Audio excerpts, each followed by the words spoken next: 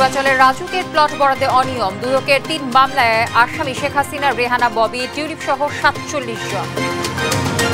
July August গণহত্যায় Sheikh Hasina সহ জড়িতদের call record প্রসিকিউশনের হাতে, ফরেনসিক যাচাইয়ের নির্দেশ ট্রাইব্যুনালের। কয়েকদিনের উত্তেজনার পর অনেকটা স্বাভাবিক সীমান্ত পরিস্থিতি, দিল্লিতে বাংলাদেশের ডেপুটি হাইকমিশনারকে তলব। সার্বভৌমত্বকে দুর্বল করে ভারতকে প্যারা নির্মাণের সুযোগ দেন শেখ হাসিনা, অভিযোগ রিজভির। খালেদা জিয়ার অবস্থার উন্নতি।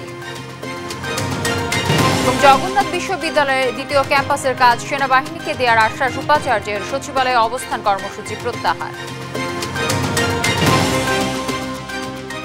দর্শক, সংবাদ রাতে শুনছিলেন টিএমটি সংবাদ শিরোনামগুলো, সঙ্গে থাকছে আমি তানজিয়া জুথি। আমিও তো টাকা রাখি, কিন্তু আবার উঠেই খাই ফেলাই। তারপর ভিডিও দেখে একটা সেভিংস অ্যাকাউন্ট করে ফেললাম। বিকাশের মাধ্যমেই আমি টাকাটা ব্যাংকে জমাচ্ছি। অপচয় না করে আমরা যা রুজি রোজগার করি, এটাকে আমাদের আসলে সঞ্চয় করা প্রয়োজন। বিকাশ অ্যাপে ডিপিএস, টাকা জমায় সারা দেশ। পূর্বাঞ্চলে রাজুকের প্লট বরাদ্দে অনিয়মের অভিযোগে সাবেক প্রধানমন্ত্রী শেখ হাসিনার বোন শেখ রেহানা, তার ছেলে ববি ও মেয়ে আজমিনা সিদ্দিক ও ব্রিটিশ এমপি টিউলিপ সিদ্দিকের বিরুদ্ধে মামলা করেছে দুর্নীতি দমন কমিশন। 3 মামলায় জাতীয় গৃহায়ণ ও গণপূর্ত মন্ত্রণালয় এবং রাজুকের কর্মকর্তা সহ আসামি করা হয়েছে 47 জনকে। সোমবার দুদক মহাপরিচালক আক্তার হোসেন এসব তথ্য জানান। বিস্তারিত জানাচ্ছেন আমাদের সহকর্মী ফজলে আদিত্য। ক্ষমতাচ্যুত সাবেক প্রধানমন্ত্রী শেখ হাসিনাকে সহযোগী আসামি করে পূর্বাঞ্চল নতুন শহর প্রকল্পে প্লট বরাদ্দের অনিয়মের অভিযোগে 3টি আলাদা মামলা করেছে দুর্নীতি দমন কমিশন দুদক। পৃথক 3 মামলায় প্রধান আসামি শেখ হাসিনার ছোট বোন শেখ রেহানা, রেহানার ছেলে ববি এবং মেয়ে আজমিনা সিদ্দিক রূপন্তী। সেই সঙ্গে আসামি করা হয় ব্রিটিশ এমপি টিউলিপ সিদ্দিকিকে। দুপুরে দুদকের প্রধান কার্যালয়ে আয়োজিত ব্রিফিংয়ে মামলার বিস্তারিত তুলে ধরেন দুদকের মহাপরিচালক আক্তার হোসেন। জনাব রেহানা সিদ্দিক, তার মেয়ে জনাব টিউলিপ রিজওয়ানা সিদ্দিক এবং জনাব শেখ হাসিনা সাবেক প্রধানমন্ত্রী সহ মোট 15 জন আসামির বিরুদ্ধে আজ একটি মামলা রুজু হয়েছে। অভিযোগ সংশ্লিষ্ট জনাব রাদওয়ান মুজিব সিদ্দিক, তার বোন জনাব টিউলিপ রিজওয়ানা সিদ্দিক এবং জনাব শেখ হাসিনা সাবেক প্রধানমন্ত্রী সহ মোট 16 জন গৃহায়ণ ও গণপূর্ত মন্ত্রণালয়ের কর্মকর্তা এবং রাজুকের কর্মকর্তাদের বিরুদ্ধে বেআইনিভাবে ক্ষমতার অপব্যবহার পূর্বক রাজুকের পূর্বাঞ্চল প্রকল্পের প্লট বরাদ্দের অভিযোগে আরও একটি মামলা রুজু করা হয়েছে। মামলার এজাহারে বলা হয়, পূর্বাঞ্চল নতুন শহরের সেক্টর 27-এর কূটনৈতিক জোনের 203 নম্বর সড়কের পূর্বাঞ্চল নতুন শহরের প্লট বরাদ্দের ক্ষেত্রে British MP tulip Rezwana Siddique সাবেক প্রধানমন্ত্রী শেখ হাসিনাকে প্রভাবিত করেছেন। এই বিষয়ে দুদকের কাছে যথেষ্ট প্রমাণ রয়েছে বলে জানিয়েছে সংস্থাটির মহাপরিচালক। ব্রিটিশ পার্লামেন্টের সদস্য হিসাবে বেআইনিভাবে তার খালা প্রধানমন্ত্রী শেখ হাসিনাকে প্রভাবিত করেছেন মর্মে অনুসন্ধান দলের কাছে তথ্যাদি রয়েছে। তারই আলোকে অনুসন্ধান দলের প্রতিবেদনের সুপারিশের প্রেক্ষিতে এই মামলায় তাকে অন্তর্ভুক্ত করার সিদ্ধান্ত গৃহীত হয়েছে। শেখ রেহানা, ববি ও আজমিনা সিদ্দিকের বিরুদ্ধে হওয়া 3 মামলায় গৃহায়ণ ও গণপূর্ত মন্ত্রণালয় রাজুকের কর্মকর্তা সহ আসামি করা হয় 47 জনকে। আলোচ্য মামলাগুলো রুজু করা হয়েছে। ফজলে আদিত্য, দেশ টিভি, ঢাকা। শেখ হাসিনা সহ 25 জনকে আসামি করে আন্তর্জাতিক অপরাধ ট্রাইব্যুনালে অভিযোগ দায়ের করেছে জুলাই আন্দোলনের প্রথম শহীদ আবু সাইদের পরিবার। সোমবার আবু সাইদের ভাই রমজান আলী প্রসিকিউশনে এই অভিযোগ দায়ের করেন। বিষয়টি নিশ্চিত করে চিফ প্রসিকিউটর তাজুল ইসলাম এবং তিনি বলেন, এই ঘটনায় রংপুরে একটি মামলা হলেও ট্রাইব্যুনালে বিচার চলতে বাধা নেই। ছাত্র জনতার আন্দোলনে 16 জুলাই বেগম রোকেয়া বিশ্ববিদ্যালয়ের সামনে পুলিশের গুলিতে নিহত হন আবু সাইদ। চিফ স্যারের কাছে যেটা জানতে পারলাম যে বিচারের কার্যক্রম খুব দ্রুত চলতেছে এবং বিচার কার্যক্রম হবে ইনশাআল্লাহ খুব দ্রুত, এবং স্যারে আশ্বস্ত করেছে শুধু আবু সাইদের বিচার না, বাংলাদেশে যত শহীদ হয়েছে সকলেরই বিচার হবে। আবু সাইদ হত্যাকাণ্ড একটি দিনের আলোর মতো পরিষ্কার, সেখানে বিশ্বসহ গোটা দেশবাসী সেটি প্রত্যক্ষ করেছে। তো আমরা এই বিগত 5 মাস পেরিয়ে গেলেও এখনো আবু সাইদ হত্যায় যে সকল এজাহারভুক্ত আসামিরা তারা এখন পর্যন্ত গ্রেপ্তার হয়নি। তো আমরা সেটিতে অত্যন্ত ক্ষুব্ধ। জুলাই আগস্ট গণহত্যায় শেখ হাসিনা সহ জড়িত গুরুত্বপূর্ণ অনেকের কল রেকর্ড হাতে পেয়েছে প্রসিকিউশন। তাদের আবেদনের ভিত্তিতে এই কল রেকর্ড সিআইডি ল্যাবে বিশ্লেষণের অনুমতি দিয়েছে ট্রাইব্যুনাল। কোনো চাপেই মাথা নত নয়, আইন অনুযায়ী আসামিদের বিরুদ্ধে ব্যবস্থা নেওয়ার কথা জানান চিফ প্রসিকিউটর। সাবরিনা মজুমদার রিপোর্টে আমরা বাকিটা জানব। জুলাই আগস্ট গণহত্যা, গুম, নৃশংসতা যে শেখ হাসিনার নেতৃত্বে হয়েছে তা নিয়ে একাধিক মামলা হয়েছে ট্রাইব্যুনালে। গণহত্যার বিভিন্ন ডিজিটাল এভিডেন্স ফুটেজ বের করতে তৎপর পুরো তদন্ত সংস্থা। সোমবার একটি মামলার শুনানিতে উঠে আসে জুলাই আগস্ট গণহত্যার সময় কিভাবে নির্দেশ দিয়ে গেছেন সাবেক প্রধানমন্ত্রী শেখ হাসিনা। এ সংক্রান্ত কল রেকর্ড, ইলেকট্রনিক নানা তথ্য হাতে এসেছে প্রসিকিউশনের, যা যাচাই বাছাই করতে চাওয়া হয় আদালতের অনুমতি। পরে আদালত তদন্ত সংস্থাকে তার যাচাই বাছাইয়ের অনুমতি দেন। আপনারা জানেন বিভিন্ন ভয়েস রেকর্ডিং যেগুলো ফ্ল্যাশ হয়ে যাচ্ছে, এগুলো অথেন্টিকেসি প্রমাণ করার জন্য আমরা এনটিএমসি থেকে, ন্যাশনাল টেলিকমিউনিকেশন মনিটরিং সেন্টার থেকে যে আমরা যে ভয়েস ক্লিপিংগুলো নিয়েছি, এগুলো যাচাই করার জন্য আমরা সিআইডির প্রতি একটা নির্দেশনা ট্রাইব্যুনালে চেয়েছিলাম। ট্রাইব্যুনাল সেটা আমাদের মঞ্জুর করেছেন। পরে এ বিষয়ে গণমাধ্যমের সাথে কথা বলেন চিফ প্রসিকিউটর। জানান, শুধু অডিও রেকর্ড না, বিভিন্ন ভিডিও ফুটেজ, মেসেজ সহ ডিজিটাল এভিডেন্স যাচাই বাছাইয়ের জন্য আবেদন করা হয়। বিভিন্ন জায়গার কল রেকর্ড, মেসেজ, বিভিন্ন সংস্থার কাছ থেকে, বিভিন্ন ব্যক্তির কাছ থেকে, বিভিন্ন সোর্স থেকে, সংবাদ মাধ্যম থেকে এগুলো আমরা পেয়েছি। এগুলোকে ডিজিটালি ফরেনসিক করার জন্য সিআইডির কাছে পাঠানোর ব্যাপারে সিআইডিকে এটার ফরেনসিক রিপোর্ট দেওয়ার জন্য একটা নির্দেশনা চেয়ে একটা পিটিশন মুভ করেছিলাম। কোনো চাপেই মাথা নত নয়, আইন অনুযায়ী আসামিদের বিরুদ্ধে ব্যবস্থা নেওয়ার কথা জানান চিফ প্রসিকিউটর।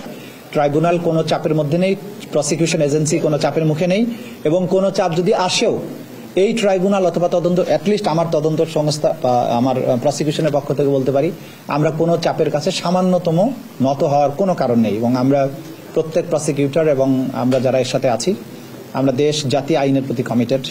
আমরা আইন অনুযায়ী যা হওয়া উচিত, যা করা উচিত সেটা আমরা করব। কোনো চাপের কাছে এই প্রসিকিউশন নতি স্বীকার করবে না। এদিন জুলাই আগস্টে যাত্রাবাড়ি ও গাজীপুরে গণহত্যায় জড়িত 2 পুলিশ সদস্যকে আগামী সোমবার হাজির করার নির্দেশ দিয়েছেন ট্রাইব্যুনাল। সাবরিনা মজুমদার, দেশ টিভি, ঢাকা। কুমিল্লার সীমান্তের পুকুর পাড়ে কাঁটাতারের বেড়া তুলছে ভারতের সীমান্তরক্ষী বাহিনী বিএসএফ। সোমবার দুপুরে কুমিল্লা আদর্শ সদরের জগন্নাথপুর ইউনিয়নের শাহপুর এলাকার সীমান্তে বেড়া নির্মাণ শুরু করে তারা। বিজিবি বলছে দুপক্ষের সমঝোতার ভিত্তিতেই চলছে বেড়া নির্মাণ। এদিকে কয়েকদিনের উত্তেজনার পর স্বাভাবিক লালমনিরহাট সীমান্ত। সুমন কবির ও জামাল বাদশার তথ্য ও ছবিতে টুম্পা ফজর রিপোর্ট। পুকুরটির 1/3 ভারতে আর বাকি একাংশ বাংলাদেশে পড়েছে।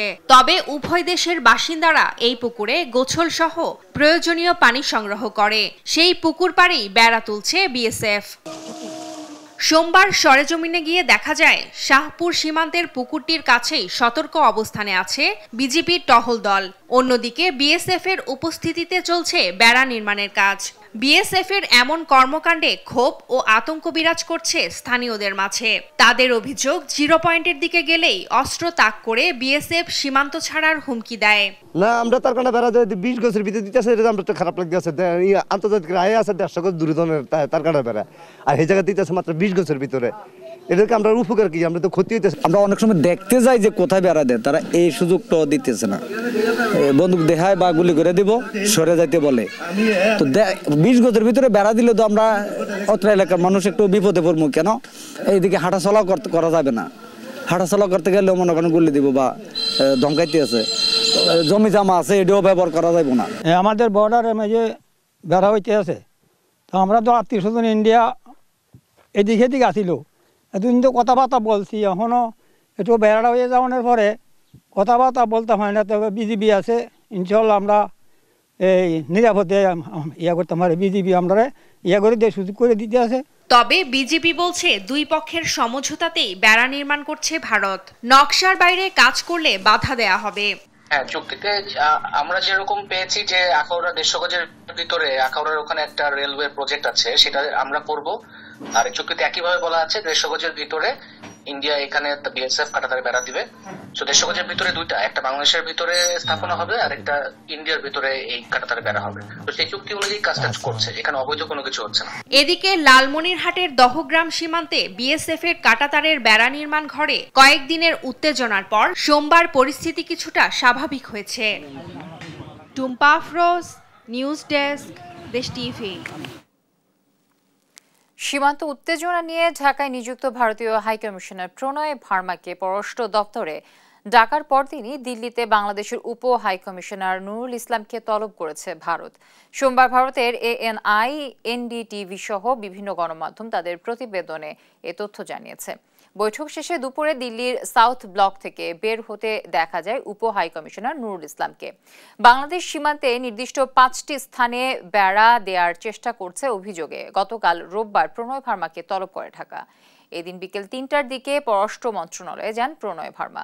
সেখানে পররাষ্ট্র সচিব জসিম উদ্দিনের সঙ্গে প্রায় 45 মিনিট ধরে তার বৈঠক হয়। এরপর দিনই দিল্লিতে নিযুক্ত বাংলাদেশি উপ হাইকমিশনার নুরুল ইসলামকে তলব করল ভারতের পররাষ্ট্র মন্ত্রণালয়। দেশের সার্বভৌমত্বকে দুর্বল করে ভারতকে সীমান্তের 160 স্থানে কাঁটাতারের বেড়া নির্মাণের সুযোগ দিয়েছে আওয়ামী লীগ, এমন অভিযোগ করেছেন বিএনপির সিনিয়র যুগ্ম মহাসচিব রুহুল কবির রিজভী। বলেন, ফ্যাসিবাদ আর নির্মমতা দিয়ে শেখ হাসিনা ভারতের সেবাদার হিসেবে কাজ করেছেন। স্বৈরাচারের ধ্বংস করে দেয়া রাষ্ট্রীয় প্রতিষ্ঠানগুলো পুনর্গঠনের লক্ষ্যেই বিএনপি 31 দফা দিয়েছে বলে জানান রিজভী। সাইফুর রিপনের প্রতিবেদন। রাজধানীর মিরপুরের আরামবাগ আবাসিক এলাকায় রূপনগর থানা বিএনপির কর্মী সভা ও রাষ্ট্র কাঠামো সংস্কারে 31 দফার কর্মশালার আয়োজন করে ঢাকা মহানগর উত্তর বিএনপি। কর্মশালায় অংশ নিয়ে ঢাকা মহানগর উত্তর বিএনপির আহ্বায়ক আমিনুল হক বলেন, গণ অভ্যুত্থানে স্বৈরাচারের বিদায় হয়েছে, তাকে আর ফিরে আসতে দেয়া যাবে না। বাংলাদেশ যখন নতুন ভাবে স্বাধীন হয়েছে, সেই স্বাধীন বাংলাদেশে আমাদের বিচার বিভাগ থেকে শুরু করে আমাদের যে রাষ্ট্রীয় প্রতিষ্ঠানগুলো রয়েছে, প্রত্যেকটি প্রতিষ্ঠানকে কিন্তু এই স্বৈরাচার সরকার ধ্বংস করে দিয়ে গেছে। সেই ধ্বংসস্তূপ প্রতিষ্ঠানগুলোকে টেনে তোলার জন্য, পুনর্গঠন করার জন্যই কিন্তু আমাদের এই 31 দফার কর্মসূচি দেওয়া হয়েছে। নয়াপল্টনে দলের কেন্দ্রীয় কার্যালয়ের নিচতলায় বিএনপি চেয়ারপারসন খালেদা জিয়ার রোগ মুক্তি কামনায় দোয়া মাহফিলের আয়োজন করে জাতীয়তাবাদী রিকশা, ভ্যান ও অটো চালক দল। প্রধান অতিথির বক্তব্যে বিএনপির সিনিয়র যুগ্ম মহাসচিব রুহুল কবির রিজভী বলেন, ক্ষমতায় টিকে থাকতে 2010 সাল থেকে ভারতকে দেশের স্বার্থ বিরোধী অসম সুবিধা দিয়ে এসেছে আওয়ামী লীগ। শেখ হাসিনা 2010 সাল থেকে 2023 সাল পর্যন্ত যেভাবে আমাদের সার্বভৌমত্বকে দুর্বল করে সে 160টি জায়গায় কাঁটাতারের বেড়া, জনগণ যে দাঁড়াতে পারে তাদের দেশে বিজিবির সাথে, বিজিবির প্রতিরোধের সাথে, এই দৃষ্টান্ত শেখ হাসিনার আমলে শেখ হাসিনা করতে দেয়নি। তার ফ্যাসিজম দিয়ে, তার নির্মমতা দিয়ে, তার নির্দয়তা দিয়ে তিনি ভারতের সেবাদাস হয়ে কাজ করেছেন। ক্ষমতায় গেলে জুলাই গণ অভ্যুত্থানে ক্ষতিগ্রস্ত প্রতিটি পরিবারের সদস্যকে যোগ্যতা অনুযায়ী চাকরির ব্যবস্থা করা হবে বলেও জানান রুহুল কবির রিজভী। ভরণ পোষণ কমপক্ষে আমরা বলেছি যে পরিবারে। সাইফুল রিপন, দেশ টিভি, ঢাকা।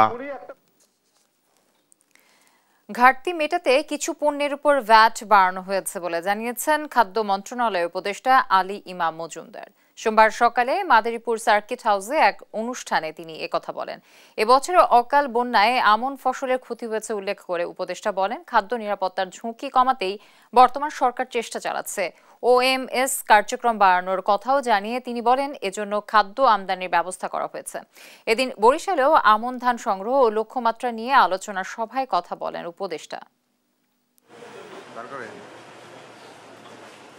ভ্যাটের ব্যাপারটা হচ্ছে কি, এটা সম্পর্কে সরকার তার তো রাজস্ব লাগে, তো সুতরাং সরকার তার তো রাজস্ব লাগে। ধরেন খাদ্য এই যে দেয়া হচ্ছে, এইভাবে আপনার এত প্রচুর ভর্তুকি লাগে, এটাগুলি কোথাও না কোথাও থেকে আনতে হয় আপনার। সুতরাং এখানে কিছু ক্ষেত্রে এটা করা হয়েছে এবং আমার মনে হয় না যে এতে করতে যে বড় রকমের অসুবিধা হবে বলে মনে হচ্ছে না। এই বছরে একটা অকাল বন্যার জন্যে আমন ফসলের কিছু ক্ষতি হয়েছিল, এতে করতে দেওয়া আমাদের যেটা খাদ্য নিরাপত্তাতে একটু ঝুঁকির মুখে ছিল, আমরা সেই ঘাটতিটা পূরণের জন্য আমরা ব্যবস্থা করছি, আমরা বিদেশ থেকে খাদ্য আমদানির ব্যবস্থা করছি। কুষ্টিয়ার মিরপুরে বিদ্যালয় পরিচালনা পর্ষদের সভাপতি নির্বাচন নিয়ে বিএনপি জামায়াত সমর্থকদের সংঘর্ষে আহত জামায়াত কর্মী সুজন মোল্লার মৃত্যু হয়েছে। সোমবার বিকেল 4টার দিকে ঢাকার একটি হাসপাতালে তার মৃত্যু হয়। এদিকে সংঘর্ষের ঘটনায় পরস্পরকে দুষছে দুই দল। এ নিয়ে এলাকায় বিরাজ করছে উত্তেজনা। ইরফান রানার ক্যামেরায় নাহিদ হাসান তিতাসের রিপোর্ট। কুষ্টিয়ার মিরপুরে মিটন বুড়াপাড়া মাধ্যমিক বিদ্যালয়ের পরিচালনা পর্ষদের সভাপতি নির্বাচনকে কেন্দ্র করে রবিবার সংঘর্ষে জড়ায় বিএনপি ও জামাতের নেতাকর্মীরা। এতে আহত হয় উভয় পক্ষের অন্তত 25 জন। এলাকা জুড়ে বিরাজ করছে চরম উত্তেজনা। হামলার ঘটনায় একে অপরের বিরুদ্ধে করছেন পাল্টাপাল্টি অভিযোগও। জামাত নেতাকর্মীদের দাবি, বিএনপির নেতাকর্মীরা অতর্কিতভাবে হামলা চালিয়েছে তাদের ওপর। কথা বলতে আমিররা বলতে ওরা রামদার ঢাল নেই, দেখি যে সব সুইটি আসছে কেড়ে সরকারি মারান নাকি। প্রথমে একটা সমাবেশ সরকার ছিল, সেটা হয়নি, পরে একটা সালিসি মিটিং ছিল। মিটিংয়ে আমাদের ওখানকার জনপ্রতিনিধি চেয়ারম্যান সাহেব, গফুর সাহেব, উনি উপস্থিত ছিলেন। তো এরকম সময় হঠাৎ করে ওরা আকস্মিকভাবে আক্রমণ করেছে। আকস্মিক আক্রমণেই এতগুলো মানুষ আহত হয়েছে। সোমবার সকালে সংবাদ সম্মেলন করে বিএনপির নেতাকর্মীরা দাবি করেন, জামাতের নেতাকর্মীরাই পরিকল্পিতভাবে হামলা চালিয়েছে তাদের ওপর। জামাত শিবির ঐক্যবদ্ধভাবে তারা বিভিন্নভাবে অস্ত্র শস্ত্র নিয়ে সেই জায়গায় বিভিন্ন এলাকার লোকজন সহ এই কমিটির ফর্ম জমা দিতে যায়। সেই জমা দেওয়ার আগেই আর কি গোলযোগটা সৃষ্টি হয়। গত রাত তার আগের রাত্রে আমরা তাদের কাছে যাই এবং এক পর্যায়ে মুকুল আমার প্রস্তাব প্রত্যাখ্যান করেন, তোমাদের সাথে কোনো আলোচনা নাই, আমরা পারলে আমরা কমিটি দেবো, আপনারা পারলে আপনারা দেন। আমি তখন খালি হাতে ফিরে আসি। হঠাৎ করে বিকেল 3টায় গতকালকে তারা সারা মিরপুর থানা জামাত একত্রিত হয়ে, জামাত শিবির ক্যাডার একত্রিত হয়ে আমাদের উপর অতর্কিত হামলা করে। নতুন করে সংঘর্ষ এড়াতে এলাকায় মোতায়েন রয়েছে অতিরিক্ত পুলিশ। লিখিত অভিযোগ পেলে তদন্ত সাপেক্ষে দোষীদের বিরুদ্ধে ব্যবস্থা নেওয়ার কথা জানিয়েছেন পুলিশ। অভিযোগটা এখন আমি ক্লিয়ার পাইনি ভাই, পাওয়ার সাথে সাথে আমি মামলাও নেব, অ্যাকশনেও যাব। মিটন স্কুলের সভাপতির ওই যে আবেদনটা আর কি একে অপরকে মানতে পারেনি, ওদের মধ্যে মনোমালিন্য সৃষ্টি ছিল, ওই নিয়ে আর কি। এদিকে সংঘর্ষের ঘটনায় আহত জামাত কর্মী খোকন মোল্লার মৃত্যু হয়েছে। সোমবার বিকেল 4টার দিকে চিকিৎসাধীন অবস্থায় ঢাকার একটি হাসপাতালে তার মৃত্যু হয়। নাহিদ হাসান তিতাস, দেশ টিভি, কুষ্টিয়া। 3 দফা দাবি পূরণের আশ্বাসে অনশন কর্মসূচি প্রত্যাহার করেছে জগন্নাথ বিশ্ববিদ্যালয়ের শিক্ষার্থীরা। এদিকে অনশন কর্মসূচি প্রত্যাহার করলেও ক্যাম্পাস শাটডাউন চলবে। শিক্ষার্থীদের আন্দোলনের মুখে এরই মধ্যে 2টি দাবি মেনে নেওয়া হয়েছে। জগন্নাথ বিশ্ববিদ্যালয় প্রশাসন এ নিয়ে সরকারের পক্ষ থেকে আশ্বাস পেতে সচিবালয়ের সামনে অবস্থান নিলে শিক্ষা মন্ত্রণালয় থেকে তাদের দাবি পূরণের আশ্বাস দেওয়া হয়। এর আগে ক্যাম্পাসে গণ অনশনের পাশাপাশি ক্লাস পরীক্ষা বর্জন করে শাটডাউন কর্মসূচি পালন করে শিক্ষার্থীরা। আরো জানাচ্ছেন এনআই নাহিদ। জগন্নাথ বিশ্ববিদ্যালয়ের দ্বিতীয় ক্যাম্পাসের নির্মাণ কাজ সেনাবাহিনীর হাতে দেয়া আর আবাসন সংকট নিরসন সহ 3 দফা দাবিতে রোববার লাগাতার কর্মসূচি শুরু করে শিক্ষার্থীরা। এরই অংশ হিসেবে অনশনের পাশাপাশি ক্যাম্পাস শাটডাউন কর্মসূচি পালন করে তারা। বিকেলে পদযাত্রা করে সচিবালয়ে অবস্থান নেয় তারা। রাতে 3 দফা দাবি পূরণের আশ্বাসে অনশন কর্মসূচি প্রত্যাহার করেছে জগন্নাথ বিশ্ববিদ্যালয়ের শিক্ষার্থীরা। এদিকে অনশন কর্মসূচি প্রত্যাহার করলেও বুধবার পর্যন্ত ক্যাম্পাস শাটডাউনের ঘোষণা দেয় তারা। বুধবার পর্যন্ত আমাদের ক্যাম্পাসে শাটডাউন কর্মসূচি চালু থাকবে এবং আজকে অনশন বা আমরা যে প্রোগ্রামটি এখানে করেছিলাম সেটি এর মাধ্যমে শেষ হয়েছে, কিন্তু আমাদের পরবর্তী কার্যক্রম চলতে থাকবে। আমাদের যদি আন্দোলন না মানা হয় তাহলে আমরা আবার রাজপথে নামবো, আমরা রাজপথ ছাড়বো না। আমাদেরকে একটু আগে সেই চিঠি দিয়ে জানিয়েছে আগামী বুধবারে বিশ্ববিদ্যালয়ের প্রথমত হলো দ্বিতীয় ক্যাম্পাস সেনাবাহিনীর কাছে হস্তান্তর, 2 নম্বর হলো গিয়ে যে আমাদের বাণী ভবন এবং হাবিরুমান হল উন্নয়নের জন্য যে আমাদের পরিকল্পনা আছে তার সে ব্যাপারে আলোচনা, পাশাপাশি আমাদের শিক্ষার্থীদের আবাসিক কোনো সুবিধা নেই, তার প্রেক্ষিতে আবাসন ভাতার প্রসঙ্গটি সামনে আসছে। এর আগে গণ অনশনে অসুস্থ হয়ে হাসপাতালে ভর্তি হন অন্তত 20 জন শিক্ষার্থী। তারা বলছেন আবাসন সংকট থাকায় ব্যাহত হচ্ছে স্বাভাবিক শিক্ষা জীবন। সরকার আমাদের শিক্ষার্থী বান্ধব সরকার, তো আমরা চাই খুব তাড়াতাড়ি আমাদের দাবি দাওয়াগুলো পূরণ হোক। আমাদের প্রশাসন থেকে এখনো কোনো দৃশ্যমান পদক্ষেপ আমরা দেখতে পাই নাই, যার কারণে আমরা এখনো সেই অনশনে আছি। আনুমানিক 20 জন এখন পর্যন্ত হসপিটালাইজড।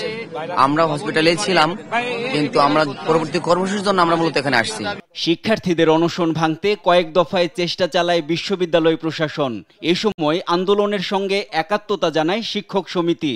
গতকাল আমাদের শিক্ষার্থীরা যে অনশনের ডাক দিয়েছিল, আমরা সমিতির পক্ষ থেকে সেই গণ অনশনে আমরা অংশগ্রহণ করেছি এবং গতকালকেও আমরা আমাদের পক্ষ থেকে আমাদের সর্বাত্মক একাত্মতা পোষণ করেছি। বিশ্ববিদ্যালয়ের প্রশাসনও জানায় দ্বিতীয় ক্যাম্পাস নির্মাণ প্রকল্পে ব্যাপক দুর্নীতি হয়েছে। সেনাবাহিনীর মাধ্যমে নতুনভাবে কাজ শুরুর লক্ষ্যে আগামী বুধবার যৌথ সভা ডাকা হয়েছে। আমাদের প্রাণপ্রিয় শিক্ষার্থীদের যে প্রাণের দাবি যে দ্বিতীয় ক্যাম্পাস আর্মিকে দিয়ে করাতে হবে, আমরা এখানে দায়িত্বশীল হওয়ার পরপরই সেই কাজটার জন্য আমরা কাজ করে যাচ্ছি। তবে দাবি মেনে নিতে 1 ঘন্টার আলটিমেটাম দেয় শিক্ষার্থীরা। দাবি না মানলে সচিবালয় অভিমুখে যাত্রার হুঁশিয়ারি দেয় তারা।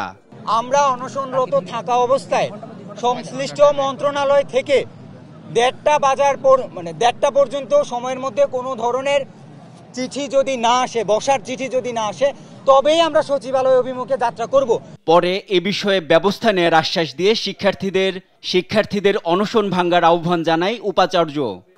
আমি তাদেরকে মুভমেন্ট থেকে সরে যাওয়ার, যেহেতু তাদের মূল দাবিটা বাস্তবায়ন হয়েছে, মূল দাবিটা সরে যাওয়ার জন্যই অনুরোধ জানাবো এবং আমাদের সাথে কাজ করার জন্য অনুরোধ করব।